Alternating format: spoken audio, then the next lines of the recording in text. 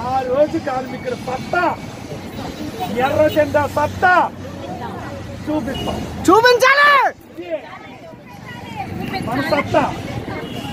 ప్రభుత్వాలు ఎవడైనా, ఏ ప్రభుత్వం అయినా కార్మికుల దగ్గర బానిసే తప్ప కార్మికులు ఏ ప్రభుత్వానికి బానిస కాదని సమాముఖంగా తెలియజేస్తాం. ఎందుకంటే ఆ కార్మికులు ఉంటేనే నువ్వు ఆ సీట్లో కూర్చుంటావు. ఈ కార్మికులు మాత్రం ఇంట్లో ఉంటే వాటికి కూడా బయటకు వెళ్తా. నీ కారు తోలే డ్రైవర్తో సైతం కార్మికులు, మీ ఇంటికి వచ్చే చెత్త తీసుకెళ్లే కార్మికులతో సైతం కార్మికులు. అందరూ స్పందిస్తే ఈ ప్రభుత్వం ఓడిలో కలుపుకోవడం ఖాయం. రేపు విశాఖపట్నం చంద్రబాబు వస్తున్నారు. వస్తున్న సందర్భంగా ఏదైతే హామీలు ఇచ్చారో హామీలు తప్పని ఉండాలని మేము తెలియజేస్తున్నాం.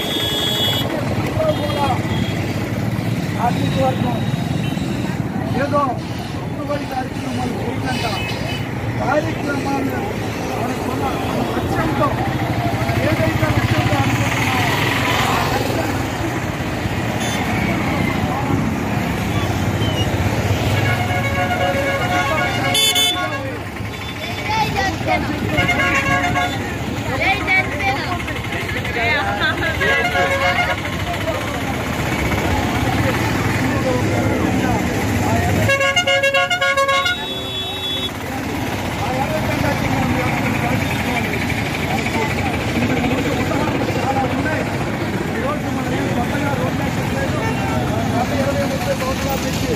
రోడ్ల మీద పోరాటాలు చేసి ఈరోజు మన ఏజ్ అంతా, మన వయసు అంతా ప్రభుత్వానికి రావడం కోసం ప్రభుత్వం ఎప్పటికైనా మనకు మేలు చేయకపోతే ఈ ప్రభుత్వాన్ని గోలు కట్టాలని మీ అందరికీ రిక్వెస్ట్ చేస్తూ ఈ కార్యక్రమంలో పాల్గొన్న మీ అందరికీ ఆశ అందరి ముఖ్యమంత్రి కార్మికులందరికీ పేరు పేరున ధన్యవాదాలు తెలియజేస్తున్నాను.